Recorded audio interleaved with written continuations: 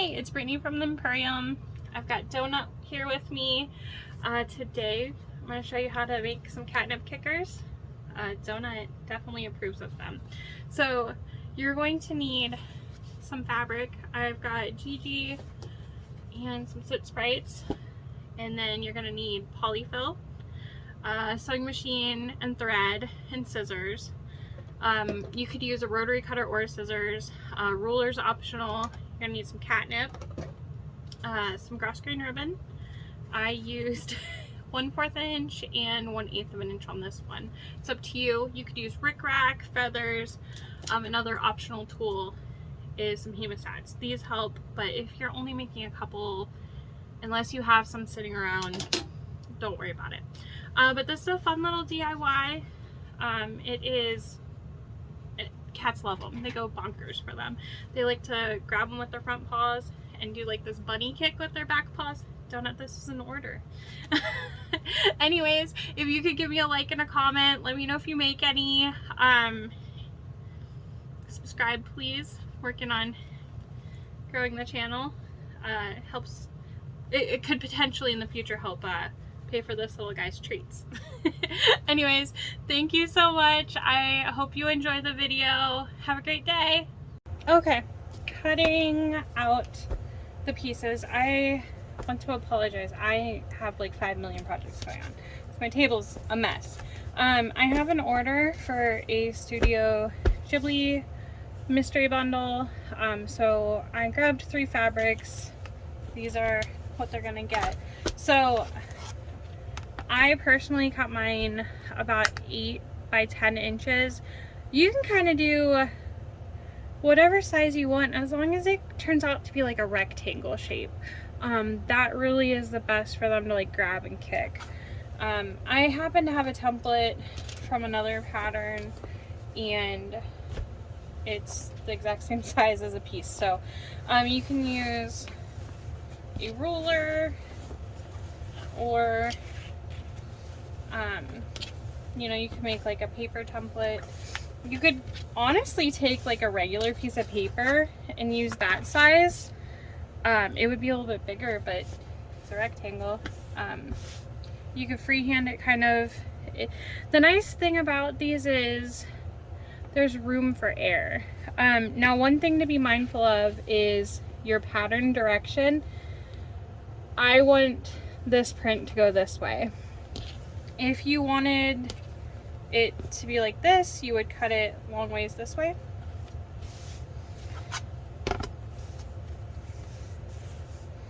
So, and this is like, I mean, it doesn't get more basic than this, just rectangles.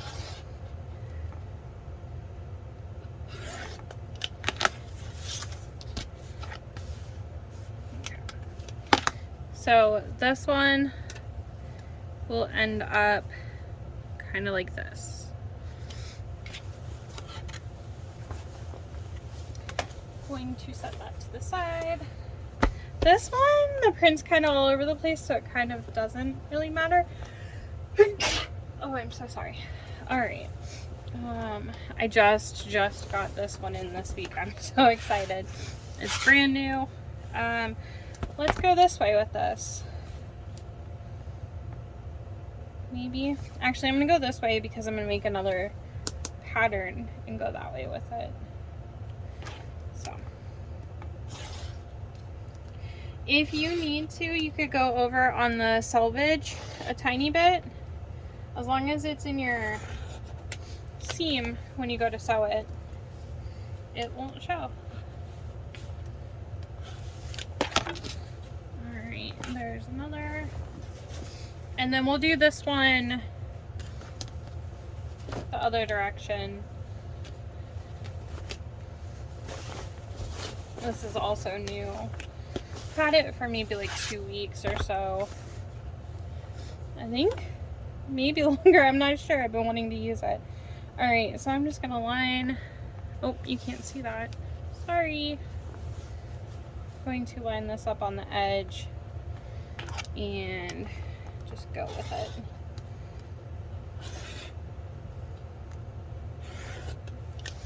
All right, so this one then, because I cut it in this direction, is going to look like that. So we've got our 3 pieces, time to sew. Okay, the sewing. So I don't pin these at all. I just fold them over and hold them. And keep in mind, you're doing hot dog style and not hamburger. I have young kids. On this one, it doesn't matter which side I start on. Because you have the fold, you do not have to sew this part. We're just going to backstitch, sew and pivot, sew it on the other side and backstitch here.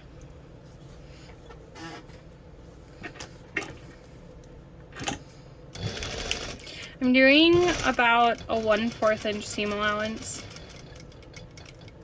And also my synchronizer is messed up, so bear with me here. If you kind of go over too far, I brought my needle up and readjusted and just backstitched. Make sure that everything stays lined up. Just kind of position as you go and backstitch. If you're making more than one, you can chain stitch them together. An important note about the prints that go this direction: when you fold it over, and this is my preference, you don't have to do it, but I'm going to start sewing on the part that's the top of the print because I want the opening to be down here. If you're not going to put ribbons or feathers in it, it's not important, but I want this to be the bottom, so you can see kind of through the fabric. The top is up here, so we're going to start sewing up here.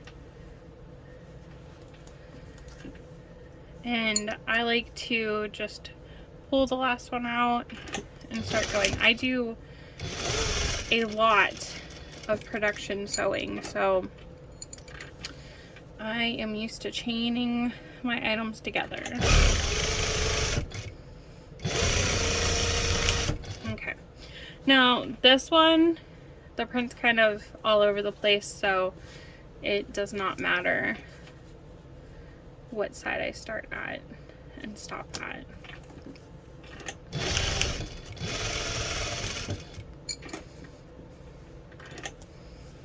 Make sure that they're lined up. Okay, now that I have all 3 sewn together, I'm gonna clip them apart. You don't have to trim this off if you don't want to. It's gonna be inside of the toy. I like to flip them over, make sure that I have caught everything and nothing shifted. If something's too close to the seam, you can just go back over that part.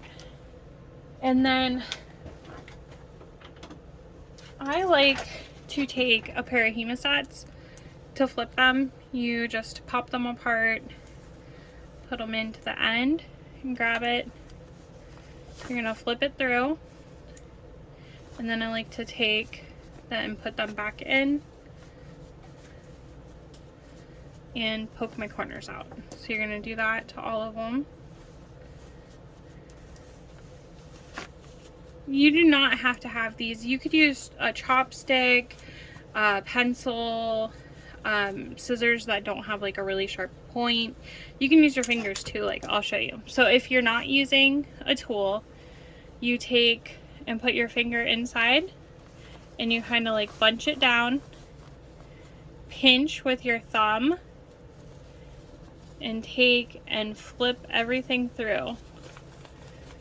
Now it's going to be a little bit harder to poke the edges, but you just put your finger back in there and feel around and poke your corners out. If you don't poke the corners out enough, it won't have like as crisp of a look when you're done. To stuff them, you're going to grab catnip and your polyfill. What I like to do on these, I call these my full-size kickers. I do a lot of small ones sometimes.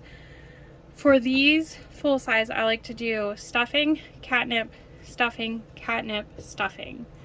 That way it just kind of makes it more, I mean, it is a pretty big cat toy. And then you're going to want to make sure you leave some space at the end to fold this over. But you can make it as firm as you want to. I'll kind of show you. I like a pillowy thick, not like floppy. It's kind of like, I mean, I've been making cat toys for 11 years now. I'm just kind of used to it. So I like to pull the stuff. I do not ball the stuffing up. That makes it so it's not like squishy. But I just kind of put a couple clumps in, and then you just take your fingers and push it down to the end. And once I get like about that much, I'll take a scoop of catnip and put it in there, and then put some more stuffing in.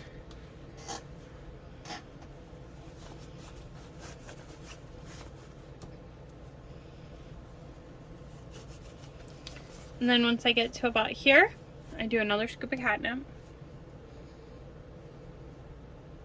Oh, I'm sorry if you couldn't see that.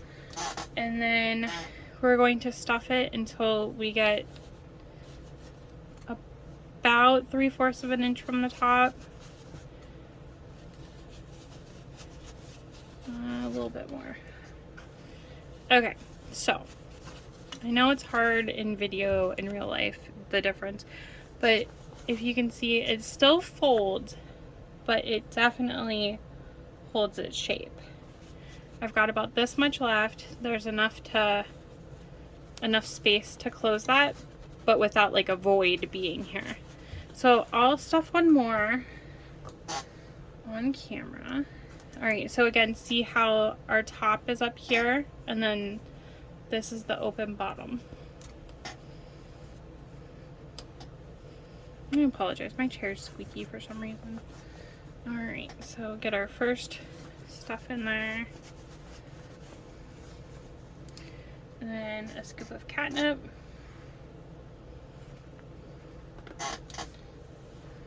More stuffing.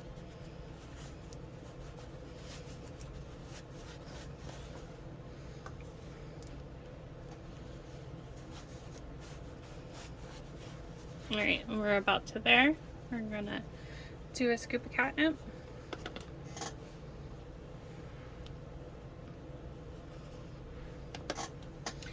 This spoon that I'm using is 1 teaspoon. It's up to you how much you want to put in, but I find that's a pretty good amount. I also use very potent catnip. Alright, so we got that one filled up. It's nice.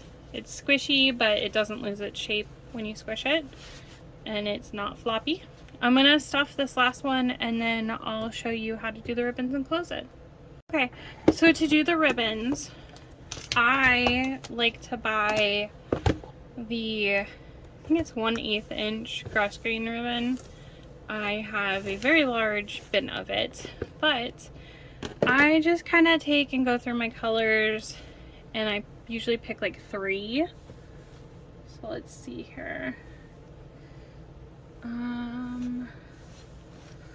Sometimes this is my favorite part, sometimes this is my least favorite part. How about these? Okay, so these ribbons are approximately 16-17 inches. I take them and group them up, make a knot, and tie that like that. So this is going to be inside the toy, and it helps so that they can't pull out.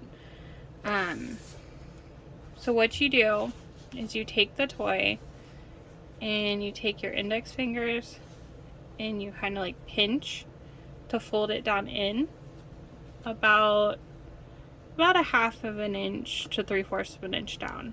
And you want to put one finger on the seam and then one on the other side. So what I'm gonna do is hold it like this. I'm going to put it under my presser foot and do my back stitch. Then I take my ribbon loop and put it in the middle. And you want to make sure you get it in there far enough that you're going to have the knot, I can feel the knot right here, be behind your stitches. So you want those in the middle. You want to keep it folded. It might take a little getting used to. And then you're gonna stitch. You could back stitch on the ribbons if you want to. Back stitch at the end. And now you have those in there. So let's do another one. How about black, a nice light pink, and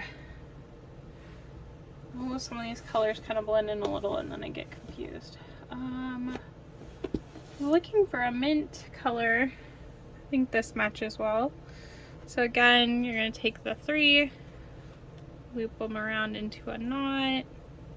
Oh, catch them all. Okay. And if they aren't all completely even on the end, that's okay. Alright, so again, you're going to take the toy, one finger on the seam and one across from it, fold them down, and you kind of pull it about a 1/2 inch, 3/4 of an inch. You've got your seam here, and that's where I like to start. So I'm stitching these together again, back stitch. Oh, I ran out of bobbin. Hold please. Okay, alright, so let's start this one over again.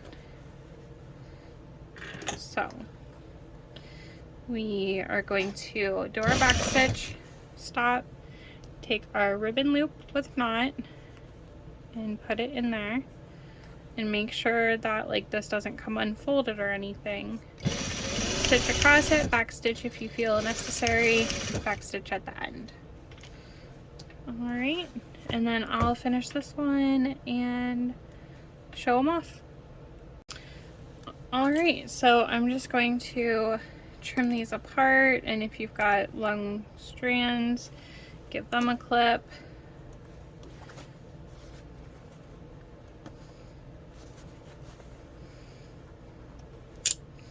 And there you have it.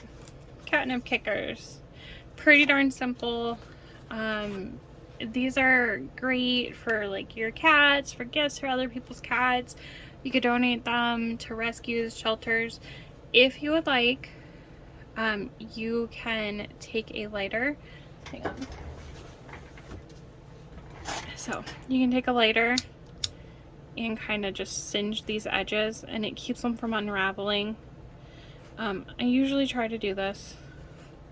Some ribbons are different than others. They don't all need it.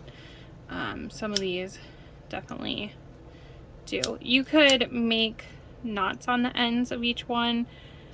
Honestly, I think that takes way too long, but again, I'm usually making a lot of toys at once, but that was pretty quick just to heat seal them. You just want to make sure that you don't start a fire. Please do not start a fire. Alright, so there you go. Thanks for watching. Let me know if you make them. Enjoy.